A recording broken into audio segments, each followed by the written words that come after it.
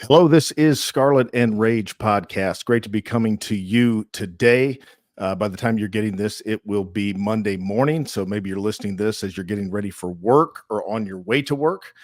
We have an exciting, action packed episode. We're going to go over a season preview, position by position style, kind of breaking down where we see the Buckeyes this year in their position groups and the standout players or possibly the concerns in each of those groups. And before we get into that, I'm just going to ask you, thank you, those of you who welcomed us back with a view and with a thumbs up. Please give us a thumbs up right now and hit that subscribe button because this is one of many, many episodes to come this season. And we look forward to some fantastic breakthrough episodes that have some significant attendance in it or some significant viewership of it the way that we did last year. But let's get to it, Jay. Let's begin to dive into this after you greet everybody and give your thoughts on our return last week. Yeah, Michael, just to add on, I thought it was a great return. We're a little rusty. We're trying to find ourselves a little bit, but we'll get there. We're going to get there. I mean, trust us. We're not the most professional podcast. We're never going to be the most professional podcast, but we're not in here for professionalism. We don't get paid. This is not our full-time job. So But Jay, bear with us. Let me add this. Let me tell the viewers this. Yeah. This is as bad as it gets. It's only going up from here. It's going to get better from here. So if you like it now, you're really going to like it 3 months from now, 6 months from now, a year from now, because this is as bad as it gets. This is the bottom. I agree. I would say the bottom was like our first couple weeks, back in the day, last season. Well, that's true. I meant as bad as it gets for moving forward from now on. Jay, have you ever tried these? What is that? You ever seen these? It's called Zen. It's these little nicotine pouches. And I've never been a nicotine user, but I've started popping some throughout the day instead of drinking coffee. Okay. There's no tobacco or anything in it. Best I've been able to research, it's as long as you just do a little bit of it, it's not that unhealthy. So I was just wondering if you tried one. Never ever, but maybe I will. Okay. Well, anyhow, just wanted to ask you about that. But let's get into it. Let's kind of unpack this Buckeye team, what we've got to look forward to, and what things to be excited about, things to potentially be concerned about. I think the offensive line, recruiting might be a place to start. We had a disappointment there, and kind of had a lot of disappointments in the offensive line recruiting. I know you've got some very strong thoughts on this. Go ahead and unleash the rage. Yes, everyone. Offensive line recruiting is a disaster in the areas outside of Ohio State's immediate footprint. I mean, it doesn't take a genius to figure all of that out. You can't say even the Midwest footprint, really, because Ohio State can't land the guys from the states of Illinois or Iowa either. The only talented lineman Ohio State has landed since Justin Fry has been here, had they been from Ohio and Indiana. Just dog shit, lazy recruiting. Guys, I just want to preface this by saying we are not Buckeye Scoop. And we are not the podcast with Ohio State. We're not going to cater to Homer Ohio State fans like these other podcasts do to get ratings and stuff, because that's just those podcasts are lying to you. They're lying to you, and they're not giving you like the real truth on things. They're holding back for the sole fact that they want access to Ohio State. Now, supposedly Buckeye Scoop got kicked out of Ohio State's media. I have no idea. But the fact of the matter is Ohio State and Ryan Day, they were a bunch of lazy fucks, first off. So Mike, what do you think the problem is with Justin Fry? Like, I mean, clearly it would be very difficult to make the case that he's a top flight recruiter at this point. What do you think the problem is? Do you think the guy just doesn't have a personality? He doesn't know how, I mean, what have you read anything that would give you an idea of why there seems to be a struggle to get top flight linemen? I haven't done a deep analysis into Justin Fry's like personality or anything, but if I were Yeah. to guess, he's just not a very good salesman. I mean, I've heard his interviews are awkward, but I haven't really listened to his interviews like that. He comes off like Jim Harbaugh-ish supposedly in Hmm. interviews, but I mean, I don't Well, well, know. something's not clicking because I mean, if you look back at his history as an offensive line coach, if you follow where he's been, like at every stop, he starts off like worse than that school would kind of normally do. Like, Mhm. basically like kind of bottom end of how that school would be able to recruit at that position. And after a class or two, he kind of settles in like to just kind of a little, just kind of around what you would expect about any coach to be able to get at that type of school. Like there's never been any stop where it's been like, oh wow, he really popped and leveled them up there. And in fact, at Ohio State, I don't think he's even gotten to kind of the minimum bar of what you should be able to do as an O-line coach at Ohio State recruiting wise. Well, I can tell you this. When I kind of got lost there with my comment, but they are a bunch of lazy fucks because it turns out, Michael, that Ohio State, uh, for the, so at the end of July, a lot of college teams around the country hold like a big, big, big recruiting weekend, right? Like Mhm. something big to get everyone back together. The official visits are over at the end of June. However, players can still take some unofficial visits and stuff if colleges are having events. Well, what do Nebraska and Tennessee both do at the end of July?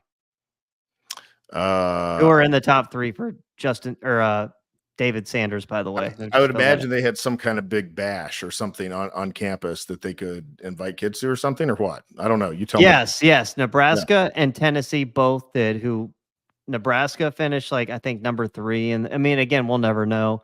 And Tennessee ended up winning this recruitment yesterday. But Ohio State didn't hold anything, man. Ohio State didn't hold any kind of event. Ryan Day speaks about mental health for his coaches and all this, that, and the other, needing time off. But I don't see coaches in the SEC taking time off, Michael. It all goes back to his more laissez faire style of coaching Mhm. and recruiting, because when the big boys turn it up in recruiting from August until National Signing Day, you don't see Ryan Day getting commitments from the 5 stars or elite level players at premium positions. He's just too weak to fight those battles later on. He gets most of his high level guys pre-July. It's like after July, things usually aren't as well in recruiting. He doesn't close well. He has yet to ever close strong. Now, I mean, he does well enough on the front end that he always ends up, with generally a good class. We've made those arguments that sometimes the classes can be top heavy in some positions, but he ends up with a good class. But what you see is he gets out to a lead, and then you're like, oh, well, he's going to probably drop to number 3 by the time it's said and done with. It's what he's always done. He's never surged from like 5 or 6 up to 1 or 2. He always drops from 1 or 2 down to 3 or 4 or 5 or 6. Yeah, I don't know. And maybe it looks like that I think he's got a strong enough class this year. He's probably not going to drop below 2 or 3, but it would be nice to close a little stronger, because it kind of, you see that pattern in some of the big games as well, difficulty closing at the end.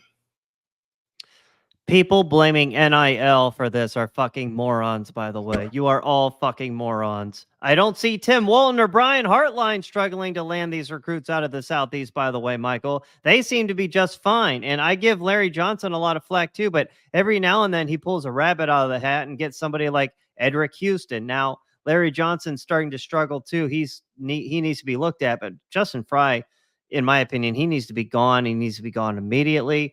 He was a friends and family plan hire. He's been a disaster since day one. Like I said, you know, Tim Drevno, former Michigan offensive line coach. Does that name ring a bell? Not really, no. Okay, I think he was hired as some kind of like, not really like a member of the coaching staff, but some kind of analyst is what he was hired as. Okay. Bring him on as the offensive line coach. Have him take over right now until the season ends, and then you go hire somebody out of the SEC footprint who can actually recruit these kids out of the Southeast, because Justin Fry surely can't do it, and I don't know if anybody on the staff can either. Jay, do you think there's any possibility with the number one recruiting class in the country, he's going to tell Justin Fry to hit the road? Yeah, because it's not because of Justin Fry that we have the number one class. Well, I get it. I'm just saying, I don't disagree with you. I'm just playing Ryan Day, what I've seen from Ryan Day. Do you see any like realistic possibility that Ryan Day is going to come to that conclusion that, well, this was a great class, but Fry didn't pull his weight again, so I'm getting rid of Fry? I mean, or do you do you Well, think I think you would get rid of him in the offseason. The problem is he should just get rid of him now and just take the Band-Aid off, let it gush and let it heal. I don't know, whatever. But it needs done, and he doesn't really add anything to the team now. It's not like we have any big time commits we're thinking about losing. These guys are Carter Lowe and Jake Cook are both Ohio kids. They're not a problem. They're not going anywhere. They committed to Ohio State. They didn't commit to Justin Fry. right? So it's just, like I don't think he's really all that good of an offensive line coach, like on the field either. Again, I'm not an offensive line expert, but I can tell you that the performance on the field in big games hasn't been great. It's been okay, Yeah. but nothing great. Yeah, I mean, I just, yeah, I mean, there's not a whole lot else to say. Is Fry has not been the recruiter that I would like. I mean, I've said it before. If you or I put the block O on our chest and were anointed as the offensive line position coach, we would have gotten every guy that Justin Fry's gotten. Like Justin Fry hasn't gotten anybody that any coach wearing the Ohio State patch isn't going to get. I mean, and if it wasn't those exact kids, it would have been like a couple more just like him. I mean, he's gotten nothing that's like, oh wow, he really punched a little bit above his weight there. Absolutely, man. It's not hard to recruit Ohio if you're at Ohio State, because most kids in the state, not all, but I would say about 80 to 85% grow up in Ohio wanting to play for Ohio State. LaCharles Bentley. Remember LaCharles Bentley? Yeah. Okay. He apparently has, like, again, I don't know if he could coach offensive line. I think he can, but I think he can absolutely coach. Can he recruit is another question, but he has his own like offensive line like facility in Cleveland, Ohio. He runs and basically trains local athletes. Yep, So yep. he would be somebody I would look at, because he's not like young anymore, but he's obviously he has a personality well enough to be able to train kids still. So Justin Fry's just not getting it done, man. He's a terrible salesman. He's an okay coach. I'm not going to say he's a bad on the field coach, but again, you're meant to be one of the best at both if you're at Ohio State. And if you're anything but that, then you just need to go. You're not good enough to be here. It doesn't make you a bad person. I'm not saying Justin Fry is a bad person. I'm saying he's a bad fit for Ohio State and he needs to go. Yep. It's scary to think, scary to think the personnel the line is going to have out there next season, where most of the starting line came from the transfer portal or Greg Stradrawa this season. Like, that is going to be really lacking in star power next season. Well, the way he's recruited this year so far is very much like he recruited at UCLA. I mean, it's almost identical type recruiting. You've got a moderately high 4-star at 94, and then you've got a kid who is a 3-star at 88, and like that's all he's got. Am I missing somebody?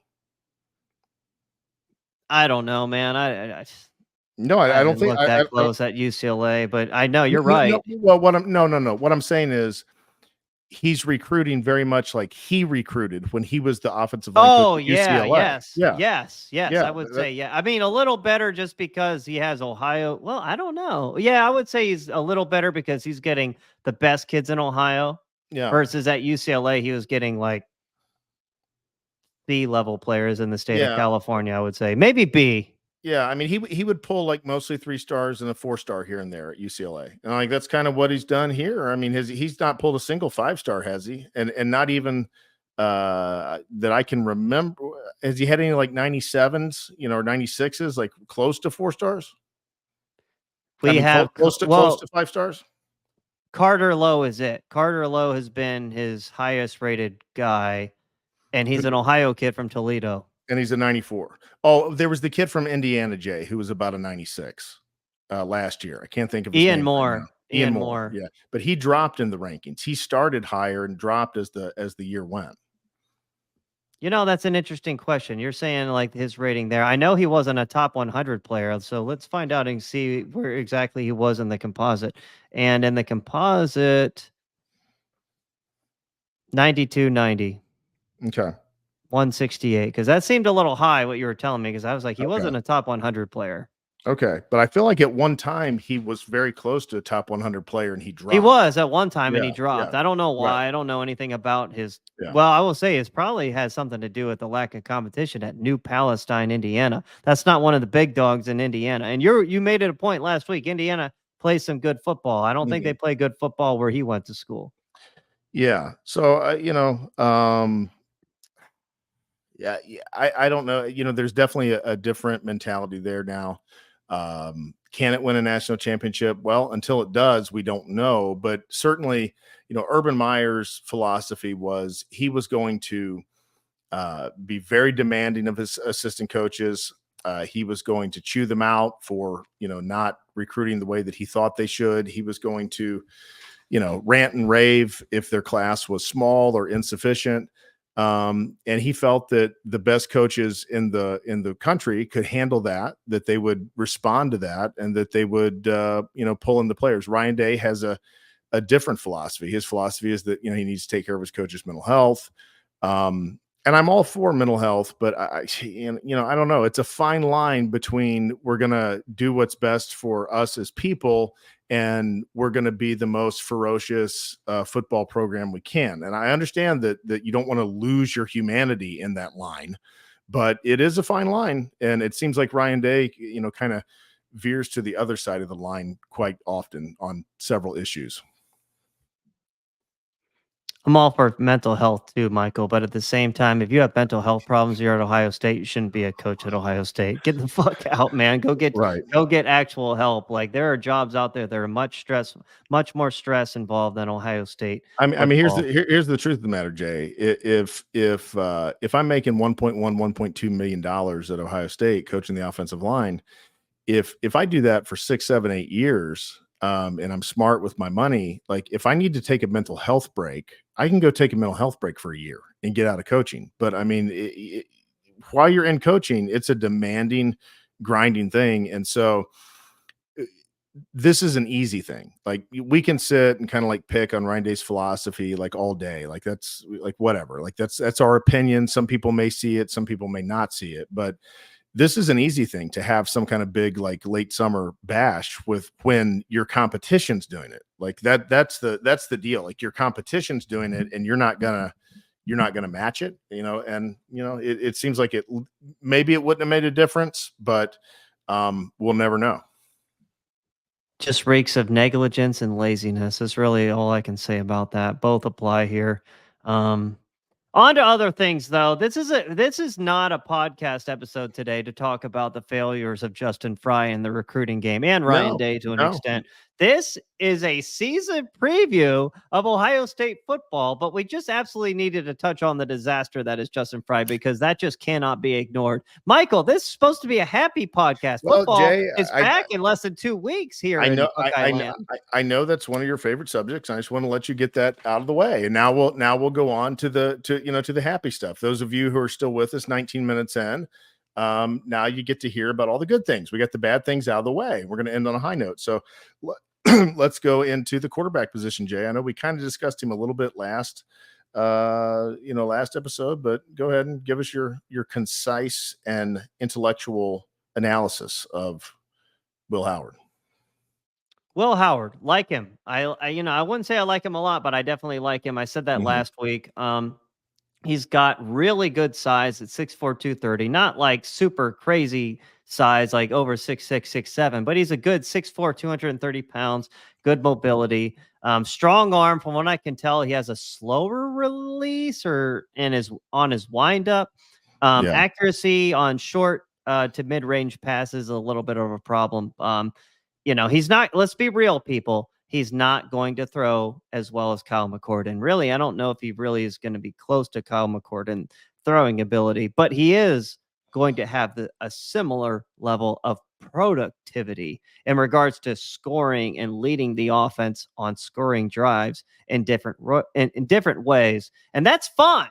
And that's fine considering I thought Kyle McCord was actually a good player, handicapped by Ryan Day's bad play calling in big games. I've said that all year last year. I was like, Kyle McCord is actually a good player. He just has Ryan Day as a coach, like limiting him. Um, they continue on with the quarterback room. This is not just about Will Howard. We're going to talk about the depth as well. I do expect Julian Sand to take the reins as a backup at some point this season. Because Devin Brown's just not very good. I've said it last week. Devin Brown's not an Ohio State level quarterback. He needs to go somewhere else where he is that level of a quarterback, some lower tier Big Ten team. But they are grooming Julian Sand to the 5-star who was a transfer. He was at Alabama for like a month and then transferred to Ohio State. So he's going into his true freshman year. So Jay, tell me, why you have the opinion that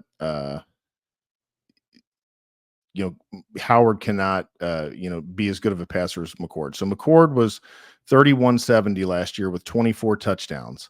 Howard was 2643 with 24 touchdowns. So almost as productive touchdown wise, a little bit behind him on the passing, but he also had some rushing as well. He wasn't just a passer. He had a little bit of a threat with his legs. So what is it that you see in him that you don't feel like he can be a 3,000-yard guy like McCord?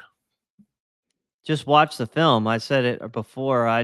His throwing motions a little slow releasing. His accuracy on short to intermediate routes is a little off. He's got, like in regards to his scrambling ability, his scrambling is good. I wouldn't call it like very good. Like, yeah, Kyle McCord was definitely a stiff in the pocket, but I mean, and Will Howard is mobile. I wouldn't say he's don't get him twisted for Lamar Jackson or Vince Young, Michael Vick, or even even the quarterback at Tennessee who's like big, lanky, long, and athletic. He's not those guys, but he is a Right. good college quarterback, and I think he's going to do well at Ohio State. You also have to take into the fact that where did he play last season? He played now. Granted, he has starting experience. He's got a lot of games under his belt, but he also played in the Big 12. The Big 12 sucks at defense. They all suck. Washington lit up Texas, and they should have blown them out, but then I don't know what happened at the end. But the Big 12 defenses are horrific. The Big 10, as bad as the Big 10 is top to bottom, they do play collectively good defense in the Big 10. Yeah, I mean Howard was 4.7 yards a carry, had 364 yards. So I mean that's definitely an improvement from McCord. McCord definitely had no ability to make anything happen with his feet.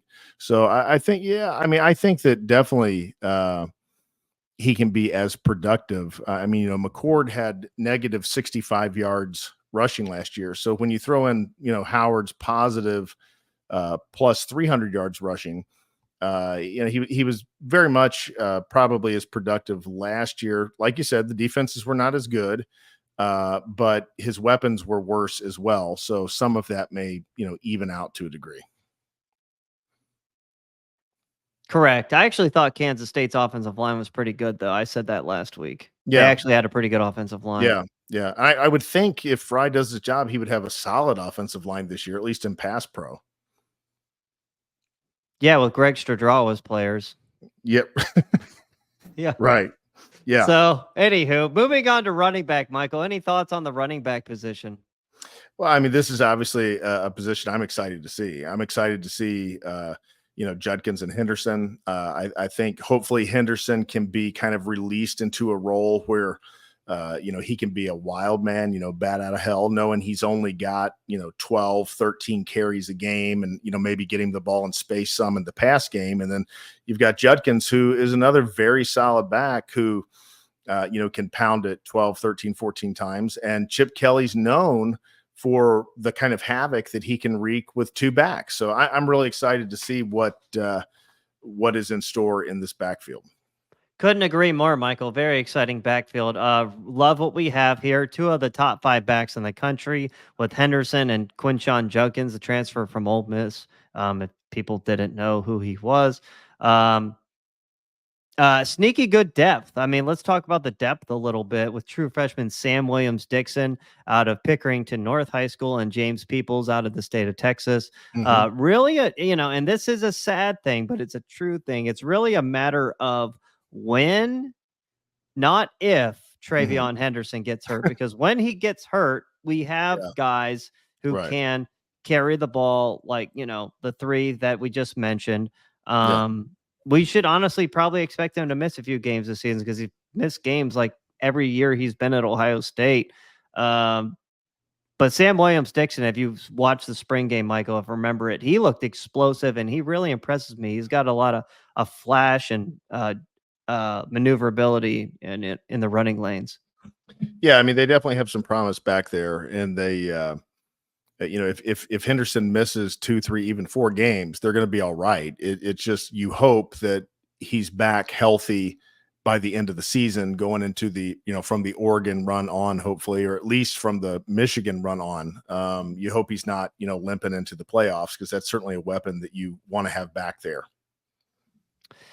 Do you think Caleb Downs takes any carries at running back? I don't know. I've never seen him play running back. I will say I've seen him play punt return and stuff at Alabama, and he's a Yeah. beast. And we see how stocky he is. He's built like a running back, and Yeah. I don't know. There's just been thoughts out there that he could get some carries and play a little bit of offense. That's all. I just don't know if you thought he might play there. I don't know enough about him. With Downs, I basically just know his reputation. I haven't seen him play a lot. So I'm kind of excited to see what all the hype is about, to be honest. Moving on to the wide receiver position, Michael, and more good news, everyone. In my opinion, Hmm. uh, this is the best receiving core in the country at Ohio State. Hmm. I know a lot of people try and say that every year and stuff like that. I don't think Ohio State had the best core the last 2 seasons, especially when Jackson Smith and Jigba got hurt in 2022. But if these guys stay healthy, I believe they have the ability to do that. Yes, we did lose Marvin Harrison, but Hmm. instead of having like Julian Fleming and Xavier Johnson, you now have Carnell Tate and Emeka Ibuka manning those spots. And I do see Jeremiah Smith, the superstar number one player in the country, Hmm. taking over the X. And no, he's not going to be as good as Marvin right away. I'm not crazy to say that, but he is a freak athlete that does need to adjust to corners being physical with him and jamming him at the line of scrimmage. He has all the talent in the world. Brandon Ennis is going to be our number 4, and I believe he's like a Jackson Smith and Jigba clone. He hasn't played enough yet to know. But overall, there's more length and quick twitch players in the starting 3, than the last 2 seasons. But we still don't have that deep, take the top off the defense type player. Yeah. I'm excited to see what Smith can do. Obviously, he's very young. I'm also hopeful what Emeka can do, coming back and kind of being more of a feature, and hopefully being healthy the whole year. Because last year was certainly kind of difficult to gauge. He definitely didn't take that big step forward from his sophomore year, but hoping he can come back with a strong junior year. I think he's capable, but you're right. It probably, I don't know, is Smith not that guy who can take the top off, or have you, seen him enough? I haven't seen him enough, and I'm not going to Okay. call a true freshman that hasn't played a college game yet. I'm not going to say he can take the top off of a defense until I've seen him in live action against college teams. Got it. That's fair. Yeah. So I mean, that's kind of. I think you've covered the receivers. If unless you've got something else to add. No, not really. Bryson Rogers, I guess, is impressing people in camp. He was from Florida as well. Okay. 6'2" type receiver. He's really good. Oh man, who's the receiver from Massillon who's got all that speed? His name like completely escaped me, but I'm surprised he's still at Ohio State. I can tell you that. He is that guy that could take a top off a defense, but that's literally all he can do is run straight and fast. He doesn't really offer anything else. Yeah, and sometimes it just having that guy who can pop it, like even if he doesn't catch that many balls, like if he just does it now and then, having a guy who can break loose like that is a positive to put some stress on the defense. Jaden Ballard, his name escaped me. I don't know why Jaden Yeah, Ballard, yeah, but you're right. Yeah, yeah. I knew who you're talking about. Yeah, I mean, if he could just be a guy who could break free and catch a few balls, I mean, he only catches 30, 40 balls this year, or 25, 30 balls. If he can kind of put that stress there with the other options that they have, underneath and in the mid-range game, that would be a big plus. But for whatever reason, he's yet to really get that chance. So I guess we have to kind of assume that maybe they don't feel he's able to do that. I just don't anticipate the backups getting a lot of run in regards to having the ability to catch too many passes because, in my opinion, this Ohio State offense is going to be more run centric than previous seasons because of Howard's struggles with his accuracy and Mm-hmm. um, I just and his mobility. They're going to probably run more spread. Honestly, if you could. I mean, it wouldn't surprise me if they literally ran Ohio State's offense from 2013, Urban Meyer. Mm-hmm. Yeah, Same offense. yeah. So, Offensive line, Michael. Take it. Your favorite spot. Take it. well, I've said before that I feel like that this is a talented enough offensive line that, especially being kind of the second year it's been together, that we need to see like pretty good play. I mean, we need to see at least a good offensive line. I'm not saying we have to see a great offensive line. The talent isn't great, but the talent's good. So the product should at least be good. And I mean, that's my expectation. I agree. I mean, I talked a lot of truth about Justin Fry earlier. And while all of that is true, I really, actually, really, really like this offensive line. Mhm. None of it was assembled by Justin Fry, though. Let me make that very clear.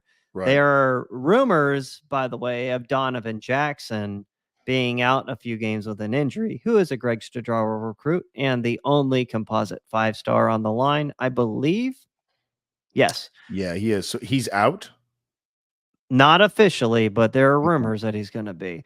Well, we Um, we we know how Ryan Day is with injury reports. but there is a lot of depth here, and I expect Carson Hinsman to man that spot until he returns.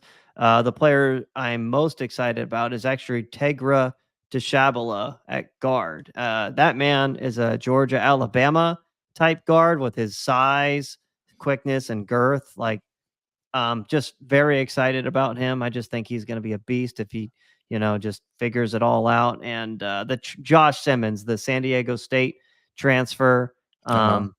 he's not an all-star. He's not an all-star out there, but he is going to play in the NFL. I just don't know when he's going to get drafted, but he is, and he will be in the NFL somewhere. Yeah. Yeah. Plenty of talent there. Justin Fry has to earn that paycheck somehow. Best I know, as far as I know, he is still the highest paid offensive line coach in the country. So, Is he really? Is that really the truth? I well, hope it's not. well, yeah. I mean, after the first season, he got a raise, and he had been the highest offensive line coach in the country for at least one full season, unless somebody has outbid that at this point. But he's definitely still in the top 5, I would think, if he has dropped from that number 1 spot. That gives me a headache, man. That gives me a Yeah. headache. Oh, you didn't know that?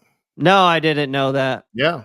Yeah, so, I mean, that's been my problem with him all along, and so some people have gotten mad at me and said, "Well, what do you care how much money he makes?" I don't care how much money he makes. I could care less. Like, I don't care, but just from a CEO standpoint, I don't understand Yeah. taking a guy that hasn't earned that and making him that. Like, I mean, if you were paying him 850, 900,000, that would be a reasonable amount, but he's shown nothing to be the highest paid offensive line in the country. And, Ryan Day gets those kind of payments because he gives these other little titles that get more money. Like, he's also the run game coordinator. Well, I don't care. Mm. He's the offensive line coach, and you're paying him more than anybody else in the country. I can't believe I didn't mention Seth McLaughlin, the Alabama transfer. Yeah. He's going to be Now, our center. okay, okay. I know he had the snapping issues in the Rose Bowl, but obviously he started for Alabama for a lot of 2 different seasons, I believe, and clearly he's capable of snapping. I don't know what happened in that game, but hopefully he's gotten those issues worked out. Yeah, I hope so because the man is a beast when he actually can. I thought he might actually transfer to Ohio State to just be a guard and not have to I worry did about too. snapping the I football. did too. But I mean, if he's figured it out, I'm comfortable with it. He's played against the best of the best in the SEC. So, um, yeah, just I'm really excited about that. That was a great get. Um, Moving on to the defensive line, and I'll start with the defensive line. And the defense, I guess, in general. Mhm. No superstars here. And I know some people try and say there are, but I do not believe there are at all. I think there are a bunch of very good players, but no like superstars. Like I don't know if there's anyone on the defensive line that's going to get drafted in the first round. Um, Tyleek Williams has the highest ceiling amongst the starters, considering he's a true one technique at 320 pounds.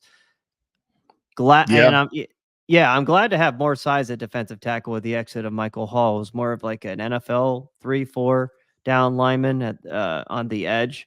Mhm. Um, Jack Sawyer, I expect to continue to improve. He played great in the Cotton Bowl.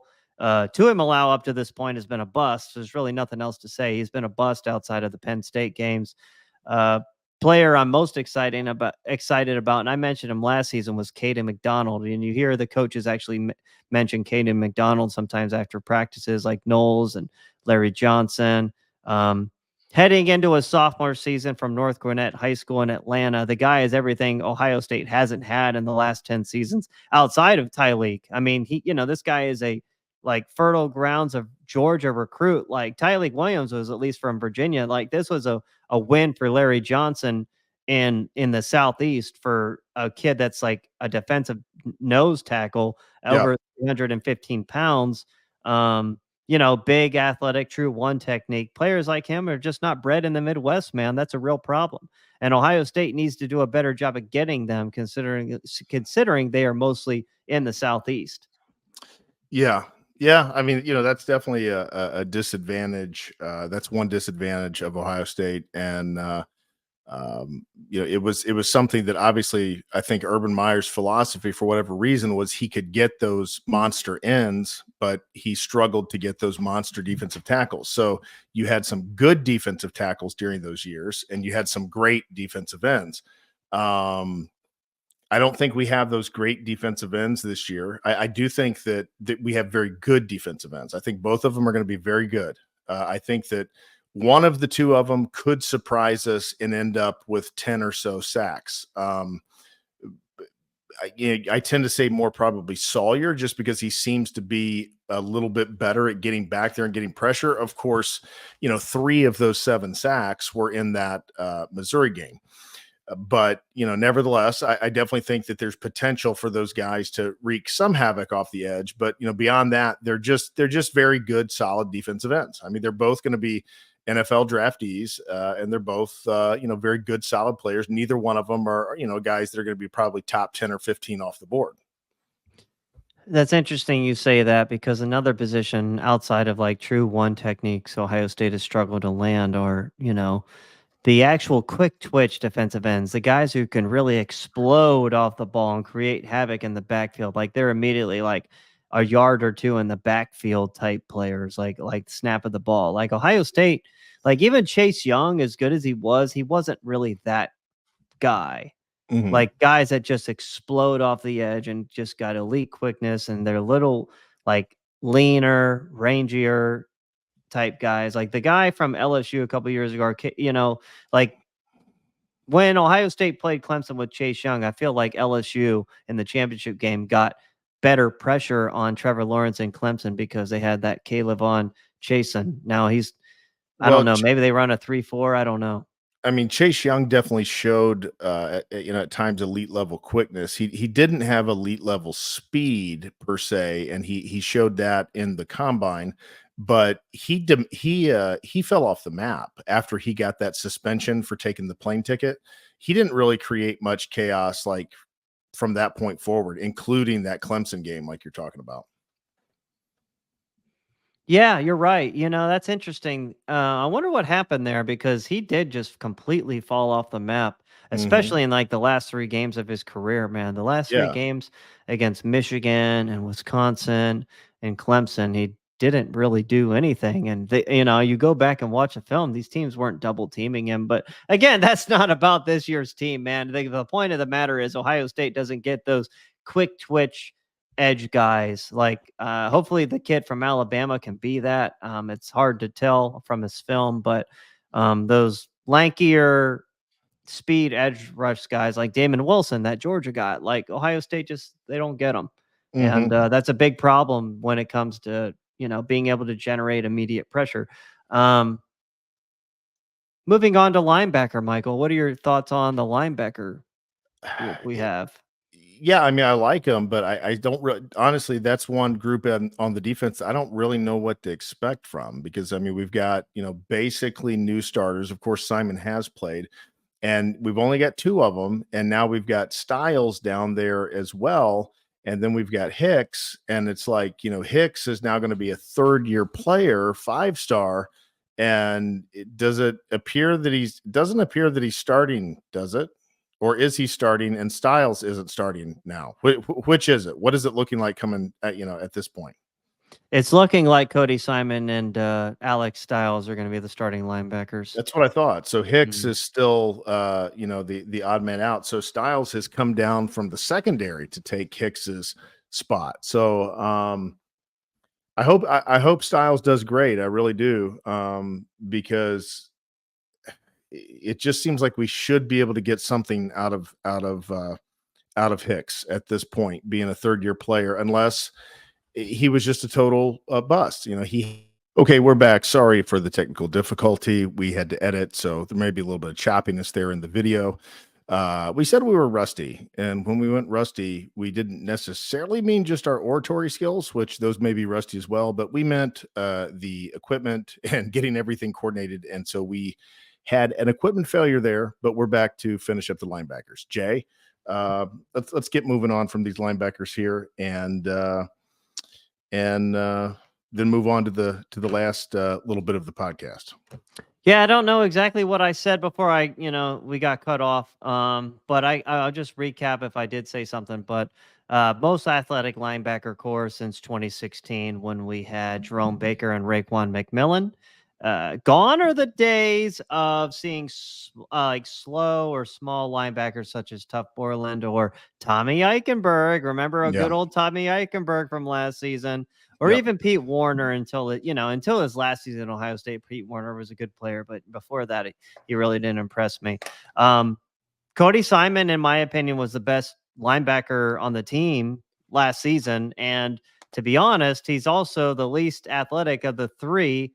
And crazy to think, even the smallest, like Alex Sonny Styles, CJ Hicks, Arvell Reese, all have Ohio State slash SEC type ability out there. Georgia, Alabama, these are the type of players who play at those two schools. Just really worry about Alex Styles and coverage because we all know it really didn't work out for him at all at safety last year in coverage. And, obviously tight ends aren't as fast or as quick, but I mean, he could still struggle there.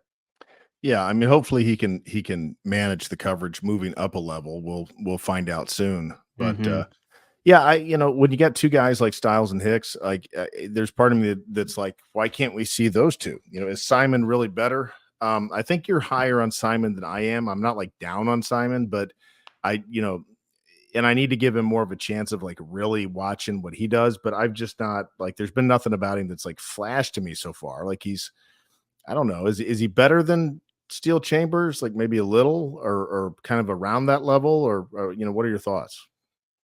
Yeah, I think he was better than Steele. I like Steel Chambers, but I think Cody Simon, he's a legitimate 6'3", like big linebacker. No, Mhm. is he as fast as Steel Chambers? No, but he's not much slower than Steel Chambers, and he's got linebacker size. Where Steel had a problem is that he wasn't really linebacker type size. He was a converted running back to linebacker, and while he was a very good, well, I don't know, very good, but good linebacker, he was a little undersized to be playing there. But Cody Simon's got that natural size and strength to be playing that position and taking on a lot of physicality in the running lanes. Yeah. Yeah, totally agree. Don't really have anything else to add to that. Do you have anything to add now to the secondary? Well, I think that this should be a dynamic group back there. I mean, you've got Downs, you've got Burke, you've got Igmanosin, you've got Matthews. So, I mean, this should really be a good group. I think Matthews is a That's your boy, Jermaine yeah, Matthews. yeah. I mean, I said it. I said it way back when we started this podcast that I thought I'd seen him play live, and I thought he was going to be legit.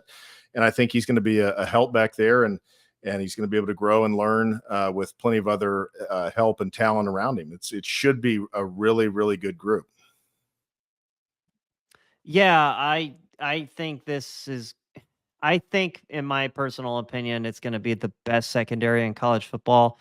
Last season it was in the top 5, I would say. Yeah, I think Michigan, in my opinion, was the best secondary in college football last season, but yeah, I think Ohio State can have a similar secondary in 2024 to Michigan's 2023. The only mhm, downside is we don't really have elite length across the board. yeah, Because, Denzel Burke is like 5'11".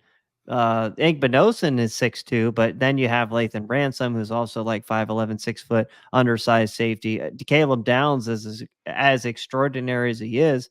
He's not overly big at like 5'11", 6 feet. Like they're not all that big of players, and maybe you wonder about possibly injury problems resulting from that. You never know. I mean, it's just a yeah, possibility. But, Denzel Burke and, like I said, Igbinosun are both back.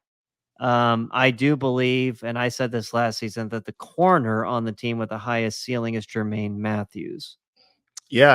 or I Winton agree. Woods. Yeah, I agree. I think he's got a lot of ability. I think he's a guy who could be like a good slot corner in the NFL.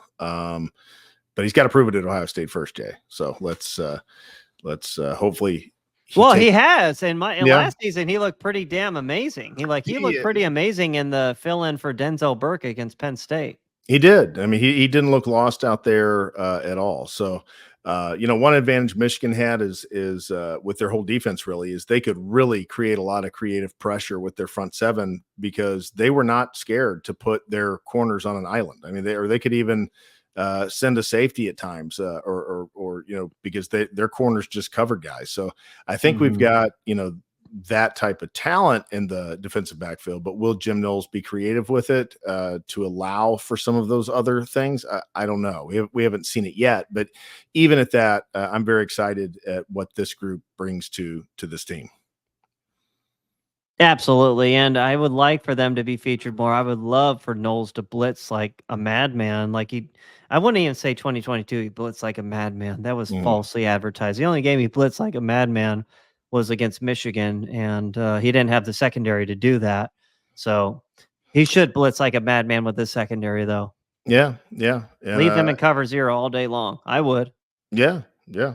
So I agree. I'd like to see more of that, more aggressiveness. But the last position group, Jay, not one that I'm very excited to talk about, not one that I really pay much attention to. Like the only time we really pay attention to kickers is when they're not as good as we wish they were, and that's been the case pretty much for Ryan Day's whole tenure. He struggled to get uh, a a a good kicker.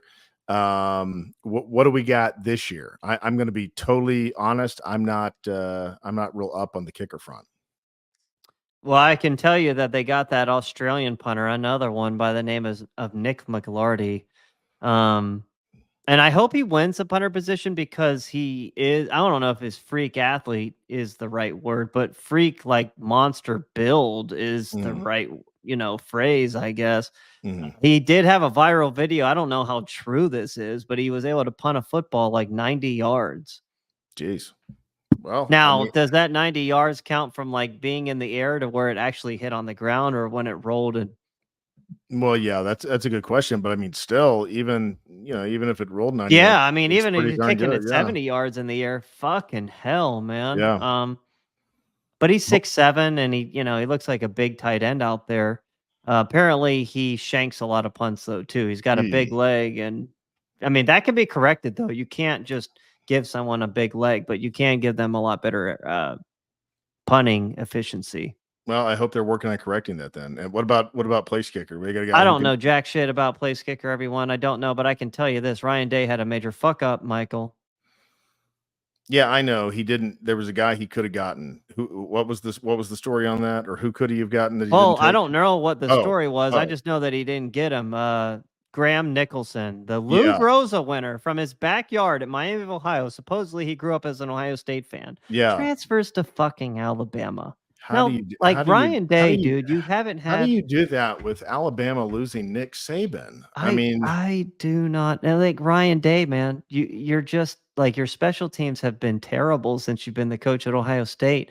And here you have the Lou Groza winner in your backyard, and he goes down to the South. Like that's just terrible optics, man, for somebody that has a blazing hot seat. I used to live like 2 miles from Lou Groza Stadium. My youngest son started football in the Lou Groza program, so that certainly rings a bell for me, that name. But yeah, I couldn't believe when he missed out on him. I mean, it was just like, what are you doing? How did you miss out on that? I mean, that seemed like a give me. It's things like that. It's not that Ryan Day doesn't do a lot of good things. It's just how does certain things happen under his watch? How do certain things kind of get away from him and go, I won't say undetected, but unattended to, when you literally are a good field goal kicker away from a national championship. It's just the attention to detail with Ryan Day sometimes is lacking. I mean, I said it last season, man. I don't think he's really all that intelligent of a person. Well, I mean, yeah, there's certainly some priorities that seem to just slide under the cracks, and this one I don't get. But who do we have? Is there anybody who can nail at least 45 and in consistently? Do we feel good about that, or do we just Not not from know? the spring game, no. I'm gonna say Okay. no. I mean, like they had a bunch of guys essentially having an open trial during the spring game, and none of them could hit like anything beyond 45 yards. Well, Not in a game setting. I don't care about practice, but what you do in a game is what defines you. Like yeah, Allen Iverson. totally agree. Yeah, practice, man. We're going to talk about practice. You're Yeah, talking Jaden about Fielding is maybe gonna be our kicker. yeah. I Well, don't know anything about the guy. hopefully he'll be good. Hopefully, if he's not good, game won't. The season won't come down to a field goal. But I mean Yeah, man. that's a pretty solid rundown there of what we got to look for. It's We're exciting. excited around here, everyone. As, Can you feel the excitement? as exciting as this is, I'm just ready for the first couple of games. I'm ready for the first couple of games. Uh, Not that there's any good games for the first couple of games, Are you but gonna watch week 0, Michael? Week 0 is gonna be here in well, since we're filming, 5 days well, from I'm Monday. gonna watch week 0, of course. Me too, man. I'm absolutely gonna watch week 0. I wish they would put better games in week 0, spread out the wealth of like all these big time games. I got my YouTube TV back up and running and ready to go. I turned my YouTube TV off after the Super Bowl. I don't really have anything I want to watch on TV from the Super Bowl until college football starts. Even How though much I'm a does YouTube TV cost? $89 a month. $89 a month. Yeah. That's where that's not much different than Spectrum prices, man. With you consider the internet plus No, the and it's, cable. it's it's so convenient. You can watch TV like you're watching YouTube. You just go right to the app on your phone, and you can watch TV just like you pull up the YouTube app and watch it. You can watch it from anywhere on the fly. So it's convenient, and you get the NFL Sunday package, which I didn't. I don't think I'm going to get it this year because I'm going to watch the Bengals. I'll probably end up getting it actually, but I haven't got it yet. But yeah, Yeah, I don't watch the NFL enough to get an NFL Sunday package. Plus, I know all the freaking streaming websites where I could just watch NFL games for free. But I can tell you that there's a downside to YouTube TV. what? It's like a minute or two behind live television. Oh, it is that. It is that. It's hard to watch with like my dad or other people because they're like either yelling in jubilee or in disgust, and I don't know what's Right. happening. Yeah. Mhm. Yeah, man. So yeah, that's it, everyone. I am going to head on a plane tomorrow morning, go to Las Vegas for work. And yeah, Michael, do you have a busy work week ahead of you, man? I have got a busy week ahead of me, and so uh, God be with us all, and God be with you too, all you Scarlet and Ragers out there. And it was a great episode. Glad to be able to come to you, and think I'm ready to sign off. You got anything else, Jay? I do not have anything, anyone. Everyone be safe out there. We will see you uh on our next show. I was gonna call it podcast, but then I don't know. It's late. I'm tired. Yeah, show, podcast, whatever. We'll see you Whatever when the we're fuck back. ever, man. All right, bye, guys.